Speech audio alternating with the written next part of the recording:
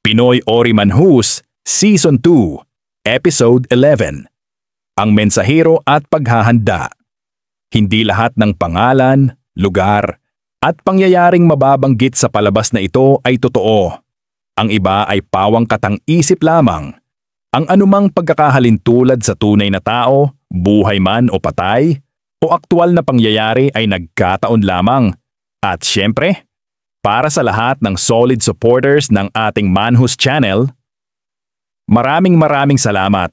Dahil sa inyo, nakarating na tayo sa 900 subscribers. Isang matibay na patunay na lumalakas at lalo pang lumalawak ang ating pamilya dito sa Manhus. Ngunit sa ngayon, hindi muna tayo magdadagdag ng bagong karakter. Iipunin natin iyan at ilalabas sa mga susunod pang kabanata.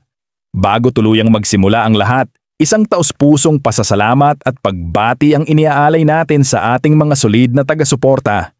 Shoutout kina Emil Aquino mula sa Davao, Maisel Moreno, Mark Anthony Apelo, Samon, at syempre sa asawa ni Babeli Blanco na si Jocelyn Totongski, Alberto Calisura bilang of Philippines, Besaya Vlogs, Kimri Calambro, MKH 1794, at Kuya Chon Elizar, King Alas. Sa dami ng nagko-comment, hindi ko lahat maisa-shoutout ngayon. Kaya kung nais ninyong maisama ang inyong pangalan, mag-comment lamang ng pa-shoutout Manhus. At sisiguraduhin natin na makakasama kayo sa mga susunod pang episodes. Muli, isang malaking pasasalamat sa inyong lahat. Ang nakaraan, nasaksihan natin ang kasaysayan ng magkapatid na mga Diyos at ang kanilang iba't ibang katangian at kapangyarihan. Namatay si Baku alang-alang sa pagtatanggol ng hinaharap ng San Sinukob, at doon tuluyan na ngang ipinakita ni Baku ang kanyang tunay na lakas. Isang lakas na kahit ang Third Awakening ay walang sinabi. Samantala, dumating na rin ang mensaherong ipinadala ng mga bantay mula sa ikalawang langit. Ang pagpapatuloy sa malawak na deserto. Doon makikita si Ben, mabilis na iniilagan ang sunod-sunod na pagbato ng mga goblin. Isang malakas na sigaw, at ginamit niya ang kanyang aerial kick. Biglang dumami ang kanyang anyo at sabay-sabay na bumayo ng mga sipa na tumama sa bawat halimaw. Isa-isa, agad na bumulagta ang mga ito. Ngunit, mula sa anino, lumitaw ang isang malaking goblin. Isang hampas mula sa dambuhalang kamay nito, diretsyong tumama sa kanyang likod. Tumilapon si Ben at hirap na hirap bumangon. Ngunit kahit nanginginig ang katawan, nag-alab ang kanyang determinasyon. Kaya ko pa! Isang pasugod na pagtakbo ang kanyang sinimulan, handang harapin ang higanteng kalaban. Samantala, si Narda ay napapalibutan ng mga halimaw. Iginawad niya ang kanyang kakayahan, Healer Absorb. Bawat halimaw na lumalapit ay biglang nalalanta, nawawalan ng lakas, at ang kanyang katawan ay mabilis na gumagaling. Ngunit kapalit nito, isang napakalaking mana cost. Bagaman walang sugat ang kanyang katawan, ramdam ang matinding panghihina. Ngunit patuloy pa rin siyang lumalaban. Para sa aking mga ninuno, para sa bayan. Lalaban ako, kailangan kong malampasan ang limitasyon ko. Sa kabilang dako, humaharap si Rodel Vargas sa isang mabagsik na werewolf. Bit-bit ang kanyang whirlwind spear. Sunod-sunod na atake ang kanyang pinakawalan at tuluyang bumagsak ang halimaw. Ngunit bago pa man siya makahinga, mula sa dilim, lumabas ang mas mabangis na anyo. Isang alpha werewolf. Ginamit ni Rodel muli ang kanyang whirlwind, ngunit wala itong iniwang bakas ng pinsala. Isang ngisi ang bumungad mula sa halimaw. Sige, tignan natin kung gaano katibay ang katawan mo. Sa isang madilim na lugar, sunod-sunod ang pagsabog. Si LA, hingal na hingal, walang tigil sa pagpapakawala ng fireball. Ngunit kahit ilang beses niyang wasakin ang mga kalaban, muling naglalabasan ang mga skeleton warrior mula sa isang mahiwagang pintuan. Sa kanyang isipan, isang hinala. Ang pinagmumulan ng kapangyarihan. Ito ay mula sa isang lich. Mabilis niyang ginamit ang windwalk. Parang kidlat, sumugod siya diretso sa pintuan. At nang makapasok, hindi nga siya nagkamali. Nakaharap niya ang isang lich. Agad niyang pinakawalan ang divine light. Sumigaw ang lich sa sakit dahil iyon ang kahinaan ng madidilim na mahika. Naputol ang kanyang pagsamon, ngunit hindi pa doon natapos. Mabilis na gumanti ang halimaw at ginamit ang nightmare skill. Subalit si Elay, handa na. Pinakawalan niya ang divine protection na bumalot sa kanyang buong katawan.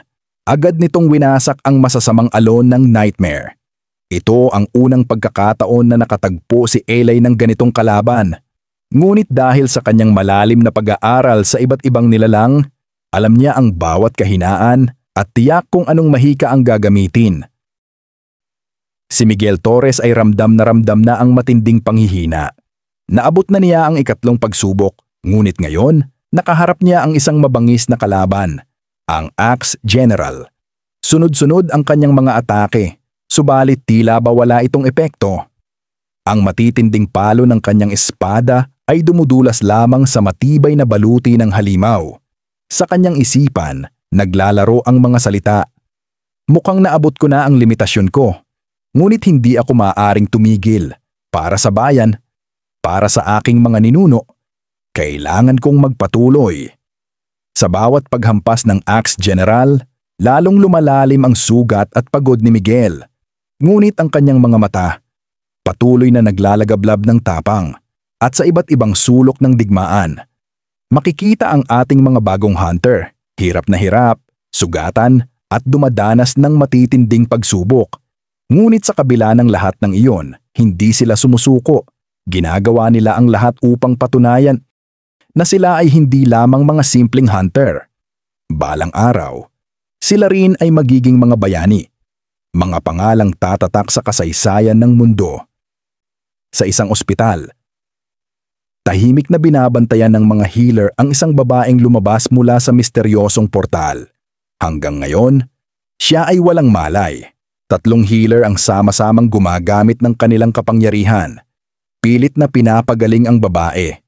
Ngunit wala, hindi ito tumatalab. Dumating si Lapu-Lapu at agad na nagtanong, "Kumusta na ang babae?" Sumagot ang Grandmaster, mabigat ang tinig. Wala pa ring magandang balita. Hindi tumatalab ang kapangyarihan ng ating mga healer. Lubos na ipinagtataka ng lahat ang pangyayaring ito. Bakit nga ba hindi gumagana ang kanilang kakayahan? At sa katahimikan ng silid, isang mapait na katotohanan ang lumutang. Hindi nila alam na ang kanilang healing power ay umiiral lamang sa mga tao.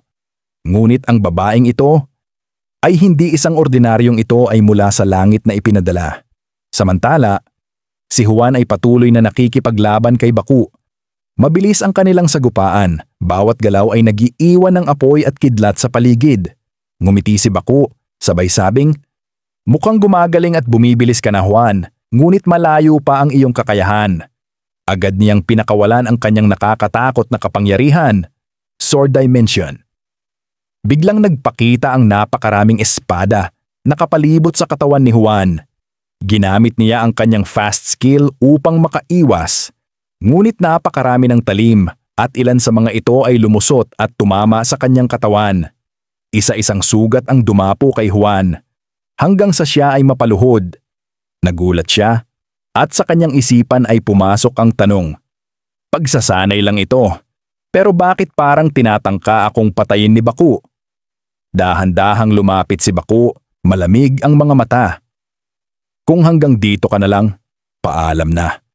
Isang matinding atake ang dumiretso sa dibdib ni Juan. Mahina niyang binigkas, "Bakit? Bakit mo ako pinatay?" At tuluyan siyang nawalan ng buhay. Ngunit, pagmulat ng kanyang mga mata, si Juan ay bumalik sa eksaktong sandali ng unang pagkikita nila ni Baku. Nagulat siya, hindi makapaniwala sa kanyang nakita. Tumawa si Baku, sabay sabing, "Alam mo ba, Juan, kahit ilang beses kang mamatay dito, muli ka lang babalik sa una mong pagpasok. Tulad ng iba mong kasamang mortal." Ipinaliwanag ni Baku, seryoso ang tinig. "Ginawa ko ito upang mas mabilis kang lumakas. Ngunit tandaan mo, hanggang hindi natatapos ang pagsubok na ito, hindi ka rin makakalabas. At kung magpapatuloy kang mabigo, pwede kang makulong dito panghabang buhay." Huminga ng maluwag si Juan. May halong ginhawa at kaba. "Akala ko, tuluyan na akong patay. Ngunit agad ding lumalim ang kanyang mga mata, puno ng determinasyon. Baku, seryoso ang tinig. Mas matindi pa ito kaysa kamatayan. Kung hindi mo ibubuhos ang lahat ng iyong lakas, dito ka na mananatili, magpakailanman. Muling tumayo si Juan, mahigpit ang kanyang mga kamao. Huwag kang mag-alala, Baku. Sisiguraduhin kong matatalo kita. At sa sandaling iyon, muling pinalabas ni Juan ang kanyang third awakening. Nag-apoy ang kanyang katawan sa enerhiya at buong tapang siyang sumugod kay Baku. 5 buwan ang mabilis na lumipas. Sa wakas, nagising ang babaeng mensahero. Agad namang nagulat ang mga healer at walang pag-aalinlangan na tinawag sina Grandmaster at Lapu-Lapu. Lumapit si Lapu-Lapu, seryoso ang tinig. Kumusta ka? Ngunit imbes na sagutin, agad na nagtanong ang babae. Ito ba? Ang mundo ng mga mortal? Tahimik ang lahat, ngunit tumango si Lapu-Lapu. Oo, nasa mundo ka ng mga tao. Mabilis na sumagot ang mensahero, mariin ang tinig. Kailangan namin ng tulong ng mga mortal. Dahil nanganganib ngayon ang ikalawang langit. Nagkatinginan ang lahat, naguguluhan sa kanyang tinuran, kaya't ipinaliwanag ng babae ang buong katotohanan, ang malapit ng pagbagsak ng kanilang depensa laban sa mga nilalang na sumasalakay. Agad namang nagwika si Lapu-Lapu, mabigat ang tinig. Iulat ito sa lahat ng Hunter Association. Kailangan tayong makapunta roon sa lalong madaling panahon. Sa ikalawang langit, nagulat si Ophirion nang malaman na nakapagpadala na ng mensahe ang kanilang isinugo sa mundo ng mga mortal. Kasunod nito, nagsalita si Serafiel, puno ng pag-asa. Magandang balita ito. Maghanda para buksan ang koneksyon sa pagitan ng mundo ng tao at ng ikalawang langit upang makapag-teleport sila papunta rito. Agad namang tumugon si Ophirion at sinimulan ang mga paghahanda. Ngunit bago pa man magpatuloy, isang mabigat na tinig ang narinig mula kay Tamiros. Nawasak na ang huling depensa. Patungo na sila rito. Aabutin lamang ng 5 araw bago sila tuluyang makapasok. Muling nagsalita si Serafiel, matatag ngunit may bahid ng pangamba. Maghanda ang lahat sa paparating na digmaan. At sa kanyang isipan, ang tahimik na pag-amin. Sana, mapigilan namin ang suliraning ito. Isang mahalagang araw, nag-ulat si Lapu-Lapu sa buong mundo. May paparating na sakuna. Kung hindi ito mapipigilan, maaring ito na rin ang katapusan ng mundo.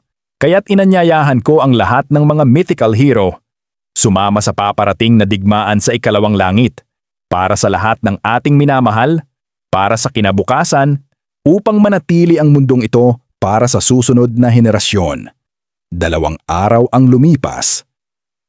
At isa-isa nang dumating ang mga mythical hero sa Pilipinas upang maghanda. Mula sa Amerika, ang Warlock Armor. Mula sa Japan, ang Samurai of the Eight Blades. Mula sa Mexico, tagapagmana ng mga sinaunang Aztec, ang Jaguar Knight.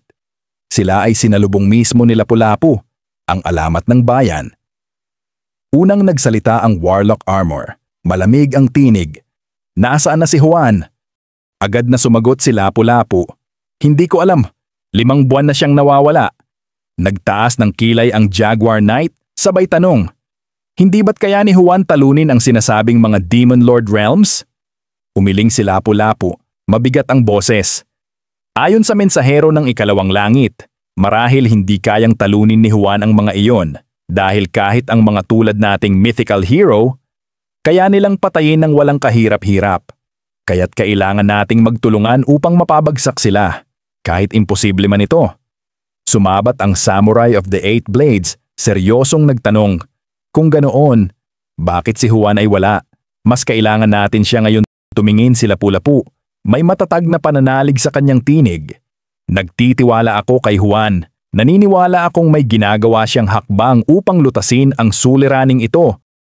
Ngunit hindi pa nakontento ang Warlock Armor. At paano mo masisiguro na iyon nga ang kanyang ginagawa? Muling tumugon si Lapu-Lapu, ngayong may ngiti ng buong pagtitiwala.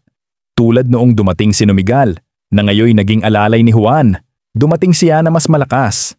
Kaya't sigurado ako na ganoon din si Juan. Sa kanyang pagbabalik, mas higit pa ang kanyang lakas sa ikalawang langit. Papalapit na ang mga demonyo sa huling harang. At sa pusod nito, naroon ang sinaunang tanikala na siyang pumipigil sa kanilang ganap na paglabas. Mabigat ang tinig ni Serafiel. Buksan na ang koneksyon sa lupa upang makarating na sila rito. Agad na tumalima ang mga magay ng langit. Isang napakalaking pintuan ang bumukas. Isang portal na nagdurugtong sa pagitan ng langit at lupa at sa mundo ng mga tao. Isang kaparehong pintuan rin ang biglang lumitaw. Nakahanda ang lahat. Nakahanda para sa kinabukasan, para sa kanilang mga minamahal, para sa bayan, para sa buong mundo, para sa sangkatauhan. Magsisimula na ang nalalapit na digmaan. Liwanag laban sa dilim, tao laban sa demonyo. Ngunit sa gitna ng lahat na ito, ano na kaya ang nangyari sa ating bida at sa kanyang mga kasama? Abangan, dito lamang sa ating channel, Pinoy Ori Manhus. Maraming salamat sa inyong walang sawang suporta at panonood.